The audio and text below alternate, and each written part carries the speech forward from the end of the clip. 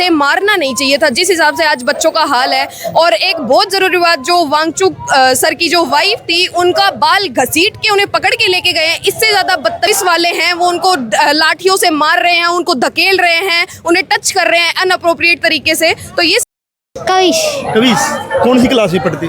छठी। तो आप जब पेपर देते हो और पेपर में नकल वकल हो जाए तो फिर थोड़ा दर्द होता है? हाँ, बहुत ज्यादा दर्द होता है। तो ये सरकार से पढ़ने वाले बच्चे ही बात कर रहे हैं कि ना पेपर ईमानदारी से लिया जाए और सरकार ना लाठी मार रही उनको, तो आपका क्या कहना?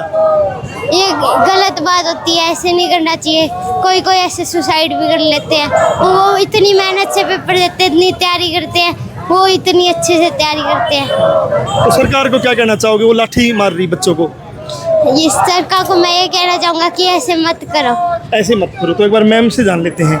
मैम, लगातार हम बात कर रहे हैं कि पहले मांग करते थे, अब भी कुछ पोस्टर हैं कि सबको शिक्षा मिले, फ्री शिक्षा मिले, गुणवत्तापूर्वक शिक्षा मिले। लेकिन अब तो मांग ये हो रही कि शिक्षा तो हम हासिल कर लेंगे, प्राइवेट कर लेंगे, कैसी भी ट्यूशन पे चले जाएंगे, एकेडमी में चले जाएंगे, बस पेपर ईमानदारी से ले लो। बिल्कुल सर, सही बात है। जिस तरीके से जब से मांग तो वही होनी चाहिए। जी बिल्कुल सर, मांग अभी भी यही है। कुछ लोग इस चीज़ को भटकाने की कोशिश कर रहे हैं, क्योंकि मांग अभी भी सिर्फ यही है कि आप पेपर ढंग से कराएं। शिक्षा सभी को मिलने का अधिकार होना चाहिए। सिर्फ ये नहीं है कि एक वर्ग को शिक्षा मिल रही है, दूसरा वर्ग वही वंचित रहता जा रहा है जैसे पहले से रहता आ रहा है। तो अभी भी मेन मोटिव यही है कि सबको शिक्षा मिलनी चाहिए और जो पेपर हो रहा है वो एकदम फेयर तरीके से हो। मेरा सवाल ये कि शिक्षा देना सरकार का दायित्व है, जिम्मेवारी है। भारत का संविधान में है कि शिक्षा मौलिक अधिकार है, लेकिन वो मौलिक अधिकार तो सरकार दे नहीं रही, पेपर भी नहीं करवा पा रही है। मांग ये है बच्चों की कि पेपर तो ईमानदारी से करवा। जी सर, जी सर, यही जो अभी जो मोदी सरकार के आने के बाद 90 से ज़्यादा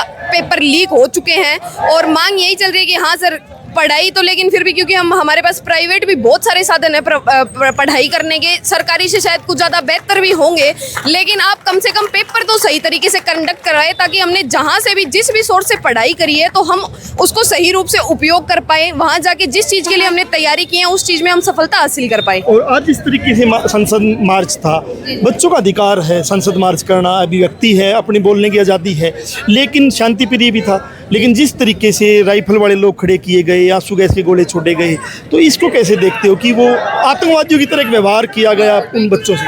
सर, जो दिल्ली पुलिस प्रशासन है या फिर जो भी वहाँ पुलिस प्रशासन मौजूद था सर, उनके ऊपर भी दबाव था माना, लेकिन उन्हें भी बच्चों के बारे में सोचना चाहिए था कि आपके बच्चे भी तो स्कूल जाते हैं, वो भी तो वो पेपर दे के आएंगे, तो उन्हें भी शायद उन बच्चों का साथ देना चाहिए था। कम से कम उन्हें इतनी क्रूरता से मारना नहीं चाहिए था, जिस हिसाब से आज बच्चों का हाल है। और एक बहुत ज़रूरी बात, जो वांगचुक सर की जो वाइफ थी, उनका बाल घसीट के उन्हें पकड़ के लेके गए हैं। इससे ज़्यादा बदतमीजी, इससे ज़्यादा क्रूरता ये सरकार नहीं कर सकती है। वो बहुत ही एक सेंसिटिव मुद्दा हो गया है कि भाई वहाँ लड़कियाँ, मतलब लड़कियों को कुछ समझा ही नहीं जा रहा है। लड़कियों को जो जेंट्स, जो पुलिस वाले हैं, वो उनको लाठियों से मार रहे हैं, उनको धकेल रहे हैं, उन्हें टच कर रहे हैं अनअप्रोप्रिएट तरीके से। तो ये सब चीज़ें सर ये नहीं होनी चाहिए थी, क्योंकि बच्चों ने बहुत ही शांतिपूर्वक प्रदर्शन किया है। जंतर मंतर में भी ना किसी प्रकार का दंगा फसाद हुआ है और ना आगे कुछ होने की वो थी। जो अभिजीत दीपके सर हैं, उन्होंने सब कुछ संभाला हुआ था, उन्होंने वहाँ भी नहीं होने दिया दंगा फसाद, और शायद आगे भी नहीं होता अगर वो शांति। लेकिन मैं वही कह रहा हूँ ना, जैसे मान लो किसान हैं, किसान वैसे तो अन्नदाता है, लेकिन जब अपनी मांगों के लिए दिल्ली जा रहा था, उनके साथ भी यही व्यवहार किया, इसी फोर्स ने किया, इस सरकार ने किया। और जब बच्चे दिल्ली में अपनी बात कहने जा रहे हैं, उनके साथ भी ये किया।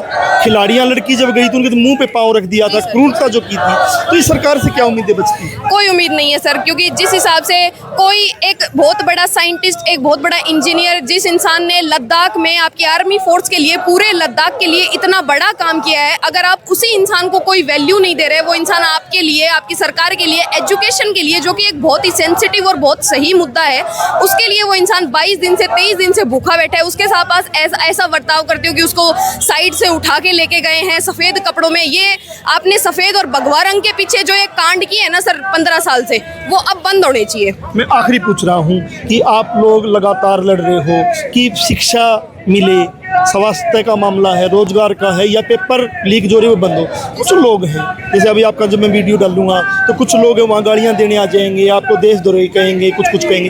वो लोग कौन हैं?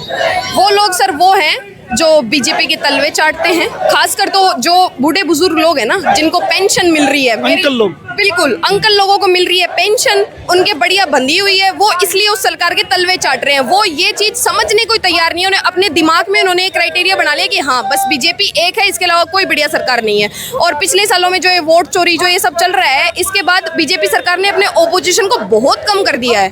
सरकार की नजरों में इनके खुद के वोट होते हैं, ये वोट चोरी कर लेते हैं, ईवीएम वो जो मशीन होती है वो तुड़वा देते हैं। तो सर इस सरकार से कोई उम्मीद नहीं बचती है। सरकार से जब उम्मीद नौजवानों को नहीं बचेगी तो नौजवान भगत सिंह का रास्ता चुनेंगे, और भगत सिंह का रास्ता इनकलाब का रास्ता है। ये गोंडा दूर का रास्ता चुनेंगे, ये कॉमरेड हिडमे का रास्ता चुनेंगे, ये जंगल ज़मीन की जो लड़ाई लड़ रहे हैं उसका रास्ता चुनेंगे। क्योंकि वो रास्ता तब चुना जाता है जब लोकतंत्र में सरकारें वार्ता करना बंद कर देती है, और जब वार्ता बंद कर देती है तो फिर आंदोलनकारियों के पास क्या बचता है?